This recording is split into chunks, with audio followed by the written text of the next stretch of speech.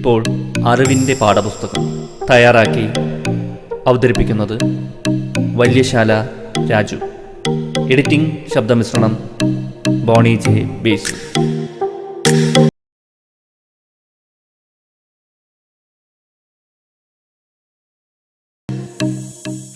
July 1 ഇന്ന് doctors ദിനം.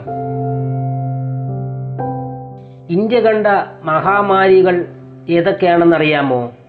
India ലോകത്തിന് മുഴുവൻ നൽകിയ പകർച്ചവ്യാധിയാണ് കോളറ. പണ്ടേ ഇവിടെ ഈ രോഗം ഇടയ്ക്കിടെ ഉണ്ടാകുമായിരുന്നു. ഗംഗാ നദിയായിരുന്നു ഇതിൻ്റെ പ്രധാന പ്രഭവ കേന്ദ്രം.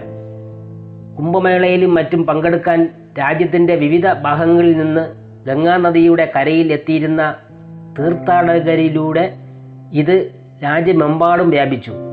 ഇങ്ങനെ ഇന്ത്യയിൽ നിന്ന് കോളറ ലോകം മുഴുവൻ എത്തി. വലിയ പകർച്ചവ്യാധിയായ സംഭവങ്ങൾ 19-20 നൂറ്റാണ്ടുകളിൽ ധാരാളമുണ്ട്. അതിൽ ആദ്യത്തേതാണ് 1817 മുതൽ 1824 വരെ കാലത്ത് നടന്നത്. ഒട്ടുമിക്ക ഏഷ്യൻ രാജ്യങ്ങളിലും കിഴക്കൻ ആഫ്രിക്കയിലുമെല്ലാം അന്ന് കോളറ എത്തി. 10,000-കണക്കിന് പേർ മരണമടഞ്ഞു. അന്ന് കൃത്യമായ വിവരശേഖരണ സംവിധാനമൊന്നും ഇന്ത്യയിൽ ഇല്ലാതിരുന്നതിനാൽ ഇവിടെ എത്ര പേർ മരിച്ചു എന്നതിന് കൃത്യമായ കണക്കൊന്നുമില്ല. ബ്രിട്ടീഷ് സൈനിക കപ്പലുകളിലൂടെയാവാം ഈ രോഗം ഇത്രയും സ്ഥലങ്ങളിലെത്തിയതെന്ന് കരുതപ്പെടുന്നു. 1826-1837 കാലത്ത് വീണ്ടും ഇന്ത്യയിൽ നിന്നൊരു കോളറ കാലം ലോകത്തിന് ലഭിച്ചു. അത്തവണ യൂറോപ്പിലും ബ്രിട്ടനിലും അമേരിക്കയിലുമെല്ലാം കോളറ എത്തി. 1846-1860 കാലത്തുണ്ടായ അടുത്ത രോഗവ്യാപനത്തിൽ റഷ്യയിലും ബ്രിട്ടനിലുമെല്ലാം വലിയ ആൾനാശമുണ്ടായി. 19-ാം നൂറ്റാണ്ടിൽ മറ്റേത് പകർച്ചവ്യാധിയേക്കാളും ജീവൻ കവർന്നെടുത്ത കുപ്രസിദ്ധി അങ്ങനെ കോളറ സ്വന്തമാക്കി. 1863 മുതൽ 1875 വരെയുള്ള കാലത്ത് വീണ്ടും കോളറ ഇന്ത്യയിൽ നിന്ന് ലോകം ചുറ്റാനിറങ്ങി. ഇക്കുറി ആഫ്രിക്കയിലും വടക്കേ അമേരിക്കയിലുമെല്ലാം എത്തി. 1881-1896 കാലത്ത് ഏഷ്യയിലും ആഫ്രിക്കയിലുമെല്ലാം വ്യാപകമായി കോളറ പടർന്നു. ഒപ്പം ഫ്രാൻസും ജർമ്മനിയിലും തെക്കേ അമേരിക്കൻ രാജ്യങ്ങളിലുമെല്ലാം കോളറയുടെ പിടിയിലായി. ഈ കോളറ കാലത്ത് റോബർട്ട് കോച്ച് എന്ന ശാസ്ത്രജ്ഞൻ കോളറ ബാക്ടീരിയയെ കണ്ടെത്തി. 1899 മുതൽ 1923 വരെയുള്ള സമയത്ത് ഇന്ത്യയിൽ വീണ്ടും കോളറയുടെ ആക്രമണം ശക്തമായി. ഏകദേശം 7 ലക്ഷം പേർ ഇന്ത്യയിൽ കോളറ മൂലം മരണമടഞ്ഞു. വീണ്ടും ലോകത്തിൻ്റെ വിവിധ ഭാഗങ്ങളിലേക്ക് വ്യാപിക്കുകയും ചെയ്തു.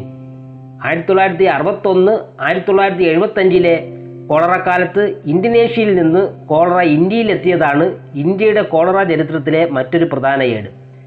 മലിനമായ കുടിവെള്ളവും ശുചിത്വക്കുറവുമായിരുന്നു ഇന്ത്യയിലെ കോളറ വ്യാപനത്തിൻ്റെ പ്രധാന കാരണങ്ങൾ. ബോംബെയിലെ ജനജീവിതമാകെ തകിടം മറിച്ച പകർച്ചവ്യാധിയായിരുന്നു 1896 പ്ലേഗ്. ബോംബെ നഗരത്തിൽ വലിയ വ്യാവസായിക കച്ചവട മുന്നേറ്റങ്ങൾ നടക്കുന്ന കാലമായിരുന്നു അത്. നഗരത്തിലെ ജനസംഖ്യയിൽ വലിയ മാറ്റമുണ്ടായി.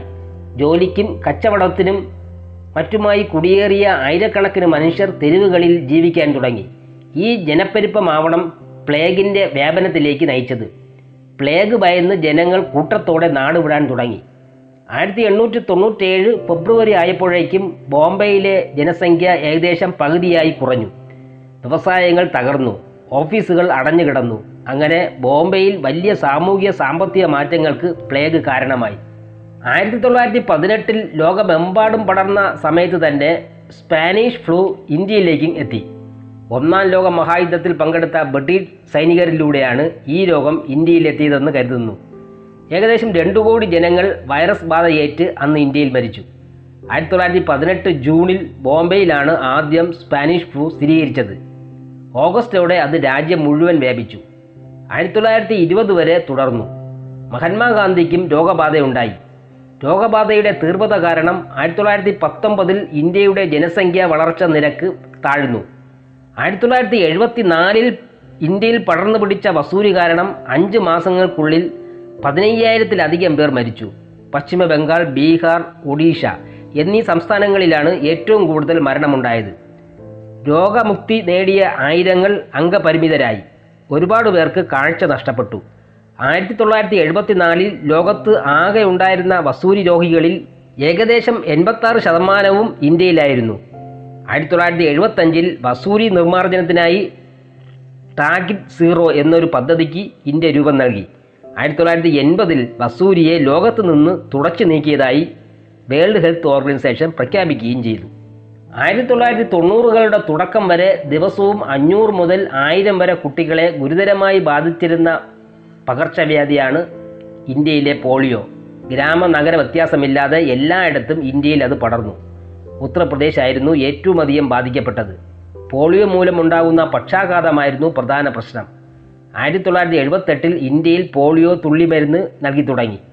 തമിഴ്നാട്ടിലെ വെല്ലൂരാണ് ഇത്തരത്തിൽ പോളിയോ മുക്തമായ ആദ്യ സ്ഥലം. 2014 വേൾഡ് ഹെൽത്ത് ഓർഗനൈസേഷൻ ഇന്ത്യയെ പോളിയോ മുക്ത രാജ്യമായി പ്രഖ്യാപിച്ചു. 1994 സെപ്റ്റംബറിൽ ഗുജറാത്ത്, മഹാരാഷ്ട്ര, മധ്യപ്രദേശ്, ഉത്തർപ്രദേശ്, ന്യൂഡൽഹി, കർണാടക എന്നീ സംസ്ഥാനങ്ങളിൽ പ്ലേഗ് ബാധയുണ്ടായി. ഗുജറാത്തിലെ സൂററ്റ് ആയിരുന്നു ഈ രോഗബാധയുടെ കേന്ദ്രം.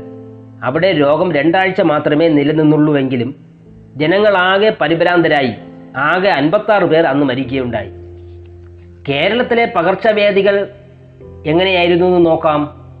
ഇന്ന് രോഗപ്രതിരോധ പ്രവർത്തനങ്ങളുടെ കാര്യത്തിൽ ലോകത്തിന് തന്നെ മാതൃകയാണ് കേരളം. എന്നാൽ ഏതാണ്ട് 2 നൂറ്റാണ്ട് മുമ്പേ ആരോഗ്യ മേഖലയിൽ കാര്യക്ഷമമായി പ്രവർത്തിച്ച ചരിത്രം നമുക്കുണ്ട്. അത് ഇപ്പോഴും തുടരുന്നു. 19ാം നൂറ്റാണ്ടിൻ്റെ ആരംഭത്തിൽ തന്നെ ആധുനിക ചികിത്സാ സമ്പ്രദായം തിരുവിതാംകൂറിൽ എത്തിയിരുന്നു. പിന്നീട് അത് മലബാറിലേക്കും എത്തി. 19ാം നൂറ്റാണ്ടിൻ്റെ തുടക്കത്തിലെ ബ്രിട്ടീഷുകാർ വസൂരിക്കെതിരെയുള്ള വാക്സിനേഷൻ തിരുവിതാംകൂറിൽ അവതരിപ്പിച്ചു. എങ്കിലും 1811 റാണി ഗൗരി ലക്ഷ്മിബായി രാജകുടുംബാംഗങ്ങൾക്ക് വാക്സിനേഷൻ നൽകിയതോടെയാണ് കേരളത്തിൽ വാക്സിനേഷൻ്റെ ചരിത്രം ആരംഭിക്കുന്നത്. തുടർന്ന് റാണി പാർവതിബായി തമ്പുരാട്ടിയുടെ കാലത്ത് 1814 മുതൽ വാക്സിനേഷന് കൂടുതൽ പ്രാധാന്യം ലഭിച്ചു. വസൂരി ദൈവകോപമാണെന്നായിരുന്നു അന്ന് കേരളത്തിൽ പൊതുവെ ഉണ്ടായിരുന്ന വിശ്വാസം. അതുകൊണ്ട് തന്നെ ആളുകൾ അതിന് ചികിത്സ തേടാതിരിക്കുകയും രോഗം അതിവേഗം പടരുകയും ചെയ്തു. അന്നൊക്കെ വാക്സിനേഷനെ ഭയന്നിരുന്ന നാട്ടുകാരെ ഓരോ ഗ്രാമത്തിലും ചെന്ന് താമസിച്ച് കാര്യങ്ങൾ പറഞ്ഞ് മനസ്സിലാക്കി വാക്സിൻ എടുപ്പിക്കുന്നതിനായി വാക്സിനേറ്റർ എന്നറിയപ്പെട്ട ജോലിക്കാർ വരെ ഉണ്ടായിരുന്നു. ഇന്നത്തെ പോലെയുള്ള പ്രതിരോധ കുത്തിവയ്പ്പുകളെല്ലാം നമ്മുടെ നാട്ടിലെത്താൻ പിന്നെയും ഏറെ നാളെടുത്തു. ഉത്രം തിരുനാൾ, ശ്രീമൂലം തിരുനാൾ തുടങ്ങിയവരുടെ ഭരണകാലത്തും ഈ രംഗത്ത് വളരെ പുരോഗതിയുണ്ടായി. ബംഗാളിൽ പൊട്ടിപ്പുറപ്പെട്ട കോളറ 1819 തിരുവിതാംകൂറിൽ എത്തിയപ്പോൾ പാർവതിബായി തമ്പുരാട്ടി ബ്രിട്ടീഷുകാരുടെയും വിദേശികളും സ്വദേശികളുമായ അലോപ്പതി ഡോക്ടർമാരുടെയും നാട്ടുവൈദ്യന്മാരുടെയും സഹായത്തോടെ കോളറയെ തുരത്താനുള്ള ശ്രമങ്ങൾ തുടങ്ങി. ഒന്നിനു പുറകെ ഒന്നായി മലേറിയയും വസൂരിയും കൂടി തിരുവിതാംകൂറിനെ ബാധിച്ചതോടെ ചെറിയ രീതിയിലുള്ള ചികിത്സ പോരെന്നായി. അങ്ങനെ രോഗികളെ കിടത്തി ചികിത്സിക്കുന്നതിനായി ആശുപത്രികൾ തുടങ്ങി. സൗജന്യ ചികിത്സ നൽകിയിരുന്ന ഇത്തരം ധർമാശുപത്രികൾ പലയിടത്തും പണി കഴിപ്പിച്ചു. കേരളത്തിൻ്റെ ആധുനിക വൈദ്യശാസ്ത്ര ചരിത്രത്തിലെ പ്രഗത്ഭരായ 2 വ്യക്തികളാണ് ഡോക്ടർ മേരി പുന്നൻ ലുക്കോസും ഡോക്ടർ പത്മനാഭൻ പൽപ്പുവും. ഇന്ത്യയിലെ ആദ്യത്തെ വനിതാ സർജൻ ജനറലാണ് ഡോക്ടർ മേരി പുന്നൻ ലുക്കോസ്. സ്ത്രീകളുടെ വിദ്യാഭ്യാസ കാര്യത്തിൽ വിവേചനം നിലനിന്നിരുന്ന കാലത്ത് അവർ ലണ്ടനിൽ നിന്ന് വൈദ്യശാസ്ത്രത്തിൽ ബിരുദം നേടി. പകർച്ചവ്യാധി നിയന്ത്രണത്തിലും കരുത്തുറ്റ സാന്നിധ്യമായിരുന്നു മേരി പുന്നൻ ലുക്കോസ്. ഇന്ത്യ കണ്ട മികച്ച ഡോക്ടറും ബാക്ടീരിയോളജിസ്റ്റുമായിരുന്നു ഡോക്ടർ പൽപ്പു. 1863 ജനിച്ച അദ്ദേഹം ലണ്ടനിൽ നിന്ന് മെഡിക്കൽ ബിരുദം നേടി. ഇന്ത്യയിലെ പ്ലേഗ് നിവാരണത്തിൽ ഡോക്ടർ പൽപ്പുവിൻ്റെ സേവനങ്ങൾ വിലപ്പെട്ടതായിരുന്നു. എന്നാൽ ജാതിയുടെ പേരിൽ അക്കാലത്ത് കേരളം അദ്ദേഹത്തിന് അർഹിക്കുന്ന അംഗീകാരം നൽകിയില്ല. ബ്രിട്ടീഷ് ഭരണകാലത്ത് മൈസൂർ സംസ്ഥാനത്തിലുണ്ടായ പ്ലേഗ് വ്യാപനത്തിന് തടയിടുന്നതിൽ പ്രധാന പങ്കുവഹിച്ച വ്യക്തിയാണ് ഡോക്ടർ പൽപ്പു. സാമൂഹ്യ പരിഷ്കർത്താവ് കൂടിയായ അദ്ദേഹമാണ് ശ്രീനാരായണ ധർമ്മ പരിപാലന യോഗത്തിൻ്റെ, അതായത് SNDPയുടെ സ്ഥാപക നേതാവ്. ലോകമെമ്പാടുമുള്ള എഴുത്തുകാരെ മഹാവ്യാധികൾ എല്ലാ കാലവും സ്വാധീനിച്ചിരുന്നു. പൗരാണിക ഗ്രീക്കുകാരെ ബാധിച്ച പകർച്ചവ്യാധികളെക്കുറിച്ചെല്ലാം അവരുടെ സാഹിത്യത്തിൽ രേഖപ്പെടുത്തിയിട്ടുണ്ട്. ഹോമറിൻ്റെ ഇലിയഡിൽ പ്ലേഗിനെക്കുറിച്ചുള്ള വിവരണങ്ങളുണ്ട്. ഗ്രീക്ക് നഗരമായ ട്രോയിൽ വെച്ച് സൈന്യത്തെ പ്ലേഗ് ബാധിക്കുന്നതായി പറഞ്ഞിരിക്കുന്നത് കാണാം. ട്രോയ് യുദ്ധസമയത്ത് ഗ്രീക്ക് രാജാവായിരുന്ന ആഗസ്മനോൺ അപ്പോളോ ദേവൻ്റെ പുരോഹിതരിൽ ഒരാളായ ക്രൈസസിനെ അപമാനിച്ചു. അപ്പോളയ്ക്ക് കോപം വരാൻ മറ്റെന്തെങ്കിലും വേണോ? ഗ്രീക്ക് വിശ്വാസമനുസരിച്ച് പ്ലേഗ് പോലുള്ള മഹാവ്യാധികളുടെ ദേവനായ അപ്പോളോ രോഗത്തിൻ്റെ അമ്പുകൾ സൈന്യത്തിന് നേരെ അയച്ചു എന്നാണ് ഹോമർ എഴുതിയിരിക്കുന്നത്. BC 8-ാം നൂറ്റാണ്ടിലാണ് ഈ കൃതി രചിച്ചതെന്ന് കരുതുന്നു. ഇല്ലിയഡിന് ശേഷം എഴുതപ്പെട്ട സോഫോക്ലീസിൻ്റെ ഇഡിപ്പസ് റെക്സിലും തീസിഡീസിൻ്റെ പെലോപ്പനേഷ്യൻ യുദ്ധചരിത്രം 2-ാം പുസ്തകത്തിലും പ്ലേഗിൻ്റെ കഥകൾ വന്നു. റോബിൻസൺ ക്രൂസോ എന്ന നോവലിലൂടെ പേരുകേട്ട ഡാനിയൽ ഡീഫോയുടെ a journal of the plague year 17-ാം നൂറ്റാണ്ടിലെ ലണ്ടനിലെ ഗ്രേറ്റ് പ്ലേഗിൻ്റെ പശ്ചാത്തലത്തിലുള്ള കഥയാണ് പറയുന്നത്. 14-ാം നൂറ്റാണ്ടിൽ ഇറ്റലിയിൽ ജീവിച്ചിരുന്ന ജിയോഗ്നി ബോക്കാച്ചിയോ എന്ന എഴുത്തുകാരൻ്റെ പ്രശസ്തമായ കൃതിയാണ് ദി ഡിക്കമെറൺ. ബ്ലാക്ക് ഡെത്തിൻ്റെ സമയത്ത് ഒരുമിച്ച് താമസിക്കുന്ന 10 പേർ 10 ദിവസങ്ങൾ കൊണ്ട് പറയുന്ന 100 കഥകളാണ് ഈ കൃതിയിലുള്ളത്. തോമസ് മന്നിൻ്റെ വെനീസിലെ മരണം ബംഗാളിൽ നിന്ന് വെനീസിലെത്തിയ കോളറയുടെ കഥ പറയുന്ന പുസ്തകമാണ്. അൽബേർ കാമുവിൻ്റെ ദി പ്ലേഗ് ആണ് ഇക്കൂട്ടത്തിൽ മറ്റൊരു പ്രശസ്ത കൃതി. അമേരിക്കൻ എഴുത്തുകാരനായ എഡ്ഗർ അലൻ പോയുടെ the mask of the red death എന്ന കഥയിലും പ്ലേഗ് ആണ് വിഷയം.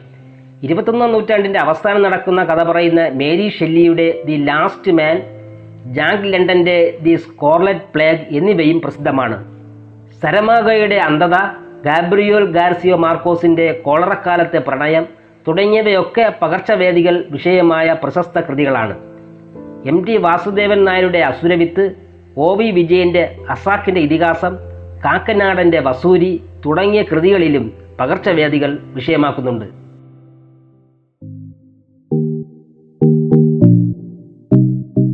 ഇതുവരെ കേട്ടത് അറിവിൻ്റെ പാഠപുസ്തകം. തയ്യാറാക്കി അവതരിപ്പിച്ചത് വല്യശാല രാജു. എഡിറ്റിംഗ് ശബ്ദമിശ്രണം ബോണി ജെ ബേസ്.